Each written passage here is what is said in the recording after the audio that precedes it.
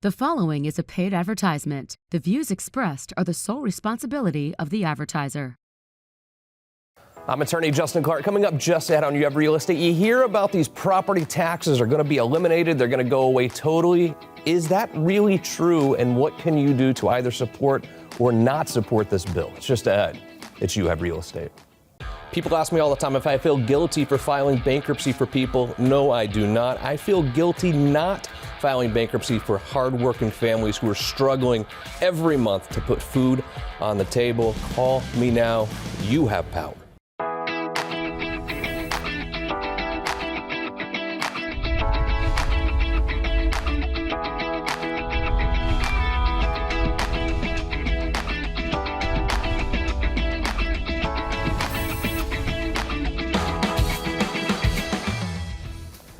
Welcome to You Have Real Estate, brought to you by Renewal by Anderson. I am your host, Justin Clark. A great show ahead today, but first, the opening statement. And number one, my commitment to you all year is this. It's twofold. If you're thinking about selling your house, the market is crazy. You can't trust Zillow, you can't trust Realtor.com to tell you an accurate value of your home. But when you're making that decision, like, should I sell my house or not, you need to know what you can actually sell your house for. You need to know what the net of your house is going to be. What will I do for you? I will send a real estate agent to your home to do an inspection and give you an accurate value of your home. 407-205-0400. Also, the interest rates have been pretty hectic, pretty crazy the last few years. What is your interest rate right now? And do you want to see if you can lower your monthly mortgage payment? I will do a review of your mortgage interest rate as well. 407-205-0400. Now the opening statement. All right, so you're thinking about buying a house, so you sign a contract. How much of a deposit should you put down on that house? And what happens to the deposit if something goes awry? It's a legal question we're going to ask to Daniel Batista. What's up, man? Good to see you. Thanks for coming on. First time on the show. Glad to be here. I mean, what do you think in that situation when someone's buying a house, there's a deposit there, something's going wrong, they're like, you know what, I don't want to buy this house, just give me my deposit back. How do we look at that from a legal lens? The unfortunate reality for a lot of people is they didn't deal with it early enough. You have to have a contract in place that deals with that. So I would say the best thing to do is for both the buyer and the seller and the realtor, quite frankly, for all parties to figure out what an acceptable arrangement is. Yeah. You have to figure out what a fair deposit is going to be, and you also have to figure out what the consequences are if the sale doesn't go forward or if financing doesn't go forward. Yeah, I was in New York this weekend. Did you live in New York for a while or something? I was born there. Yeah, I thought you were born in New York. In New York, any real estate transaction has to be done with a lawyer. In Florida, the vast majority of real estate transactions are just done through a title company. It's kind of interesting, I would think, right? In New York, you have to have a lawyer. Absolutely. And in Florida, there's lots of lawyers who do it, but generally speaking, it's realtors who do it on their own. Yeah, exactly. So what are some of the things that if I'm buying a house that I need to make sure is kind of in the contract to make sure I want to go forward with that contract? One of the things that's important too is closing. So there's going to be the closing and there's going to be a final inspection. And you want to make sure that you have sufficient time between the closing and the final inspection. If you don't, then, for example, I've seen a contract that required 3 days between final inspection and closing. So if only 3 days are required, that means you only have 3 days to inspect, figure out what's wrong before you close and try and get it remedied. And that's going to be difficult to remedy in a 3-day time frame. Okay. I've seen a lot of people who have, and I've done it myself, I'm not judging by any means, bought a house with a girlfriend or boyfriend, whatever, and then we're both on the mortgage, we're both on the title, we split up. One of them is like, look, I'm staying. I don't care what you say, I'm staying. Are there any legal tools to unwind that relationship? That can be difficult. Yeah. That's extremely difficult, I would say. And if you're married already, then that's going to be even more difficult. Sure. So that's something to keep in mind, to be sure that you think about that before you move forward. If you have a spouse, it's going to make it more difficult. Yeah. So what about a partition action? Is a partition action possible in that situation, do you think? It can be. Yeah. It can be, although it might make more sense just to sell the property for cash. Yeah, sometimes it is. I mean, the legal world is kind of crazy, obviously, as you know. When it comes to someone who out there thinking about hiring a lawyer, there's so many people out there, different types of cases. If you weren't a lawyer and you had a legal issue, what would you be looking for in the lawyer that you're going to hire for your case? Someone who is attentive, so someone who's going to have a conversation with you early on about the issues, figure out what you're looking for, and someone who's not going to require you to spend too much money up front, because quite frankly, you need to see something for your money before you commit completely to legal costs. Yeah. So reasonable costs, sufficient attentiveness, a good reputation, and willingness to listen. Is it a good idea, you think, to maybe interview 2 or 3 different lawyers or firms before you hire someone? I do think it's a good idea. I mean, if you go forward and you get a good feel about the attorney you're talking to, then that's a good idea. On the other hand, there's a lot of attorneys who, maybe aren't the attorney for you. You definitely want to take your time, and all it takes is a quick conversation. If you can't set up an appointment with the attorney to discuss potential dispute, then you may not want to go forward with that attorney. So we all know that personal injury cases are a contingency fee, meaning you don't pay anything up front. We all get that, I think, at this point. But then other types of cases, there are some law firms who will charge a consultation fee, and other lawyers won't charge this consultation fee. What do you think about that? On non-personal injury cases, the consultation fee, what are your thoughts? I think it depends on the situation. A reasonable consultation fee for someone who is up and running, has a good operation, is going to take their time with you, could be reasonable. On the other hand, there's some attorneys who will take your money and ultimately not give you a lot of help. Yeah. So that's something to avoid, because you need your resources to figure your life out and ultimately complete your transactions. Yeah, no kidding. So when it comes to law, when it comes to a courtroom, what are we looking at in Florida right now? I mean, how long are these cases really taking? Because people are like, well, the legal system, it takes 2, 3, 4 years to get through a case. What are you seeing down, like boots on the ground? What's happening? So that used to be the case. It used to be that things were getting dragged out 2 to 4 years, and officially that's still the timeline, I think. Unofficially, there's still a backlog from COVID, and all these cases, at least in the state court system, are being rushed forward. So there's not going to be a lot of time to necessarily change the trial court deadlines or move these deadlines back. So if anything, it just makes it more difficult in a sense to get the justice you're looking for, because things have to be streamlined. Yeah. You have to be quicker because the court's going to force you to be quicker. And a lot of these judges, some of them do as they please, but others don't have the leeway to do so. It depends on the rules of the court. And we're not naming names. I love every one of you judges, just so you know, right? We love you all. You're all the best. Top notch, right? We have to say, that's right, right, because we don't want to be in their courtroom. The judges have to follow the rules that they've got. That's right. So, all right, let me ask you one last question. I've hired a lawyer for something, and they're not as responsive as I would like. I'm sending an email, I'm not getting a response. What do you think the expectation should be for us as lawyers, response time to clients' questions, whether it's email or phone call? Realistically speaking, 24 hours is best, 48 hours if you absolutely must. Yeah. I mean, there are some situations, you may be in a trial, you may be helping another client and not be able to respond right away, but within 48 hours, I think is reasonable. I agree. I think a day, 2 days, at most. Daniel, great to see you, man. Thanks for coming on the show. Thank you. And I'm also a psychopath. If you're my client, I probably respond within like 3 minutes. Or if you work at my firm, I respond to you in like 3 minutes too. But don't expect that from all lawyers. I'm literally just insane. I've got a death wish, I think. Good to see you, man. Thanks for coming on. Here's what we'll do, a very quick break. When we return, You Have Real Estate continues. You have a piece of land, you want to build a custom home. Should you? And where do you turn? That answer is very easy for me. We turn to Chad Newberry Homes every time. You've done so many homes from ground up, but I think the most important thing for me is you do the design and the build at Newberry Homes. Yeah. It kind of separates us from a lot of the custom home builders in the market. A lot of people come to us and because they have an idea of what they want to do and they want their GC and their architecture team sitting at the same table to help design the house and kind of stay in budget. Yeah, when it comes to any contractor, trust, Lisa, is the most important part. We see so many people in Florida run away with people's money.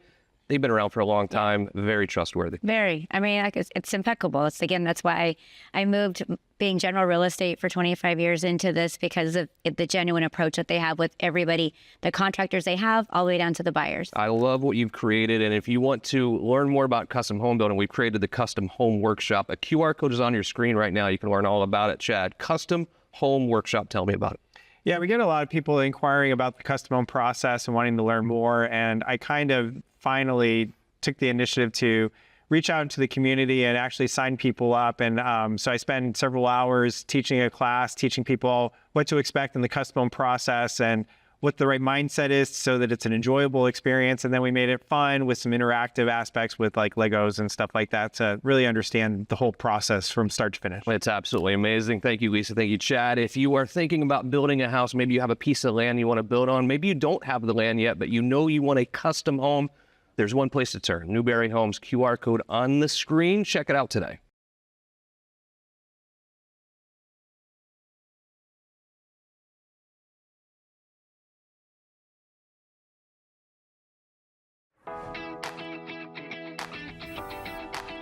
Welcome back to the show. Happy to be joined by Seminole County property appraiser David Johnson. David, always a pleasure to see you, brother. Well, thank you very much. I don't know what's going on, all right? I literally can't keep up with this whole, we're getting rid of property taxes altogether. Feels like we've landed somewhere else. What really is going on? I think people are confused. Well, it's no reason why they shouldn't be confused, because there's been a lot of different proposals out there over the last 4 or 5 months. And the proposal that will show up on the November ballot that folks are going to be voting on is not the proposal that the governor originally came up with when he rolled out something. And I think that's where some of the confusion is. His plan was much more aggressive. To your point about eliminating property taxes, I mean, that was his mantra. We're going to eliminate property taxes. And that's what he was fighting for to get on the ballot. That's not where we ended up. So the proposal that you'll see in November creates a couple of levels of additional homestead exemption, going from basically $50,000 to $150,000 to $250,000. And then there's some language in the amendment that talks about the legislature should try to make it a priority to eliminate going forward. But there's nothing that makes them do that. Yeah. So that's where some of the confusion is. And also, the governor's proposal also contemplated eliminating property taxes for schools. This proposal does not do that. So even if this passes, you're going to still get a tax bill from our friend J.R. Kroll here in Seminole County. He actually hand delivers it to me at pickleball on Wednesdays. Exactly, every year. And what's going to show up on there are school taxes, which is about 54% of the bill. So even if this passes, so that's where the confusion comes in, and so no reason why the people are not confused. So this is up for a vote in November. Correct. Well, what do you think? I don't know if you're allowed to have an opinion, but I would think that you probably So I have an opinion. Certainly the office's official position is we're just there to educate. Yeah. I think we need to do some property tax reform. I'm not sure this is the best effort at it. Right. I think the governor's plan was a lot more aggressive and probably a lot more, would provide a lot more relief for folks. However, this is what we've got to deal with. This has to pass statewide by a 60% margin. So it's not just a simple majority. Yeah. So I think if this does not pass, there will be other opportunities. It is not done. I think we will see in 2027 more opportunities, maybe more targeted towards seniors, those folks 65 or older, probably first-time home buyers. That's where I see a lot of questions come up. And when I talk about a first-time home buyer, I'm talking about that person who just moved here from out of state, okay, and they have never owned a home in Florida. And I'm also talking about those young folks that have just finished, college or getting their first job that they can try to buy a home. They're the ones that really need some additional help. In some ways, if you think about it, though, too, and I get the whole, we want to not pay property taxes, but we have schools, we have a fire department. If someone is breaking into your house, you call the police. We don't really have to pay for that service, so it's got to be paid for somehow. Right. So I think that's where the governor's proposal was a little bit more thoughtful, if you will. He was looking at trying to create a trust fund, whether that was a great idea or not. Yeah. At least he had an opportunity to try to backfill some of the lost revenue. One of my concerns is that taking the homestead exemption from $50,000 to basically $250,000, it's a pretty big move. It's a big move. In 2-year period of time. Local governments adjusting to those numbers And to your point, in Seminole County, about 70% of the general fund is spent on public safety, whether that's fire, sheriff's department, jails. So you've got to fill that in somewhere.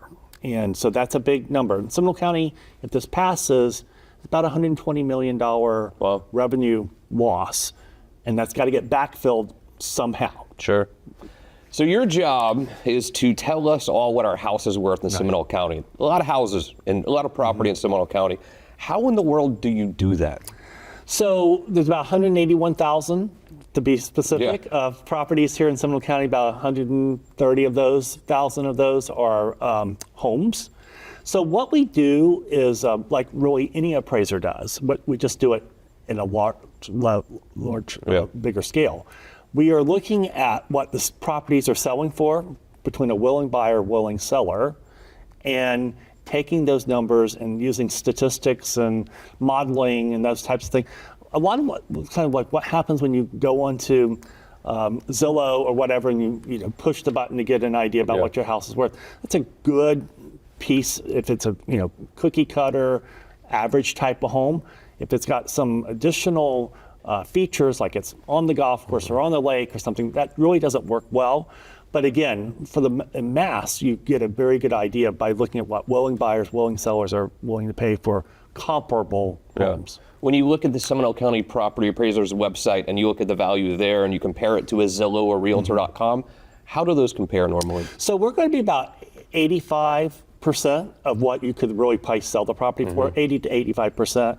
And the reason for that number is when we do that analysis of what willing buyer, willing seller are paying for a piece of property, we are required by state law to remove any cost associated with that sale. So costs are real estate commissions, documentary tax, survey fees, et cetera. We have to take that away because the person that sold that house did not put that in their pocket. Exactly. And we don't want to tax someone on an unrealized gain, if you will. Right. So that's where we take 15% away, and then that becomes the number. So, David Johnson, always a pleasure, brother. Great I'll see seeing you you. soon. You're doing such a wonderful job over there. We really, on behalf of everyone in the real estate world, we appreciate everything that you're doing. Well, thank you very much. Fantastic job. Appreciate it, Justin. Very quick break. When we return, You Have Real Estate continues. So Ryan, not only did you literally change, our yard. I'm spending so much time outside. He is too. I mean, he can't even get off the putting green ever. I've already gotten yelled at. Well, you know what? It could be worse places. That's the other problem, though, Ryan, is I got yelled at for having a bad backyard until you came, and now I'm getting yelled at. And now we can't get him inside. Because I just want to have a golf club. Well, we actually have this amazing way for me to come get to you and find you out on the putting green. So pavers, talk to me about the pavers, because when we originally met, I was like, Ryan, I want some cement, I want some whatever it is. I really want that in there to just kind of like change it up so it's not just turf. Yep. Yeah, so the travertine in this case with turf strips is a very good option for something like that. It's a very elegant look as well. Yeah. We can do pavers or travertine in this scenario like this, to where you have the strips. And it just creates a nice little pathway. It really just elevates the area, and it looks classy, it's rich. And then we talked about my little dead area over there that we're still working on. I'm gonna put some mulch back there, but you did these bricks, why? So the brick is a nice little landscape border. It also defines a bed at the same time. And it's not something you're gonna have to replace. No, I love it. Our yard is just, so elevated. And this one's already talking about doing extra projects, so. I can't help it. I mean, and because it looks so good, you just automatically think, okay, I could do this and that, and I think you should. And again, Ryan, you and I always talk about it. We live in Florida. We're not in Nebraska. We're not in Boston. We spend a lot of time outside. The outdoor areas are so important to the resale value of the house, but maybe more importantly for us, like the enjoyment of our home. Yeah, exactly. It's really about enjoyment more than anything. That outdoor living space is huge. I agree. Well, we love our yard. Stella does too. And it's dog friendly, which is huge, especially for us, because we're at her home too, and she's just wandering around. She loves it. Yeah, she does. Yeah, I think we're at her home. Yes, yeah, we are. Definitely. Well, Ryan, thank you for literally changing our home, for making it more beautiful. I'm very happy. I feel like you and Justin are going to be golfing literally in more ways than one. No question about it. So. Yeah, it'll happen. I didn't say that. Whatever. That was me opening. Do yourself a favor and call DelaTurf if you're looking to elevate your space. Really, they can walk you through anything. I mean, they can do the pavers, they can do the bricks. Your dog will love it too. Call DelaTurf today.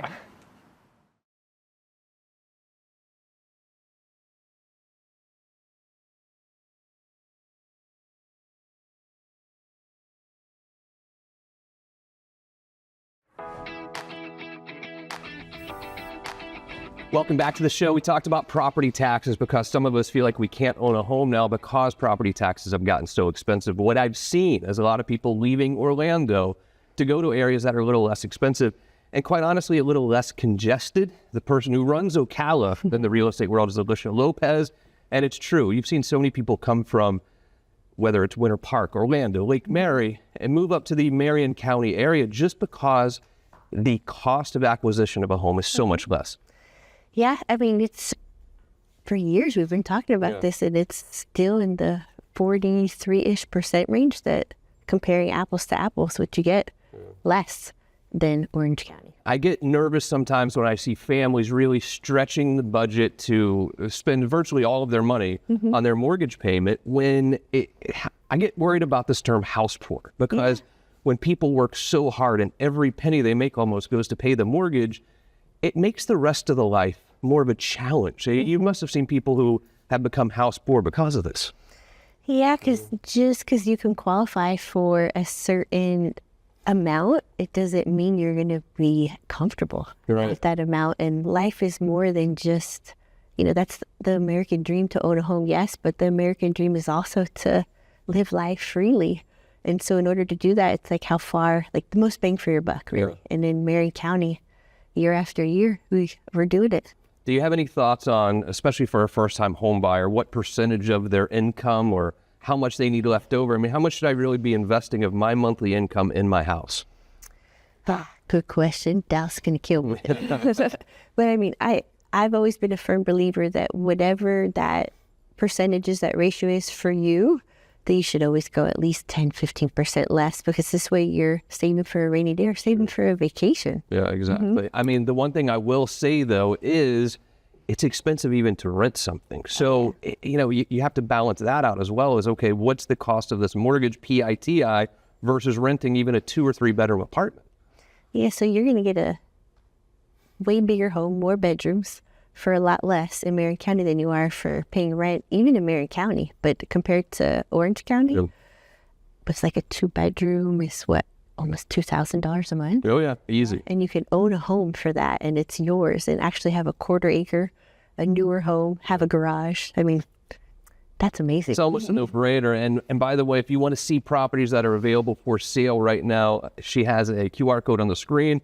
And she can even send you listings as they come available. That way, kind of get a head start on everyone else if you want to make an offer on something. And it's not just people who own their primary residential home. A lot of investment going on in the Marion County area now as well in real estate. Oh, yeah. With the World Equestrian Center, and it just keeps growing and growing. Like they've opened up a whole nother section. There's another resort that they're building. So they're on their 3rd one now. Yeah. And Margaritaville is just outside of the World Equestrian Center that they've already opened. So there's so many great things coming to our area, which is crazy to me because I've been there almost 22 years. It really has become a tourist destination in so many ways, Ocala. What they're doing at WEC is absurd, and they're adding event after event after event as well, which is just constantly bringing people in who might need short-term rentals as well. Yeah, and Airbnbs have leveled out a little, but it doesn't mean there's still not a need for it, and that there aren't investors looking for them, and there's definitely people needing them to stay at, especially with the events going on. Right. But also, as that area grows, more people are coming there to live for work as well, and inevitably they're going to need a place to rent or need a place to buy. Yeah, I mean, exponential growth we're still experiencing. This is year over year over year, and I don't see it stopping for a while because there's a lot of land still to build and a lot to be developed. Has it impacted the traffic yet? Almost. It's pretty much. But I always say it's nothing because I've lived in Orlando. I come from Miami, so I know traffic. Oh yes. And so when I'm sitting in a little bit of traffic in Marion County, this is nothing. Yeah. I have no idea. Elisha Lopez, always great to see you. QR code on the screen for her. Let's see what is for sale right now. Thank you to Elisha and all of our guests today, our amazing crew. Most importantly, thank you. See you again next week for more You Have Real Estate.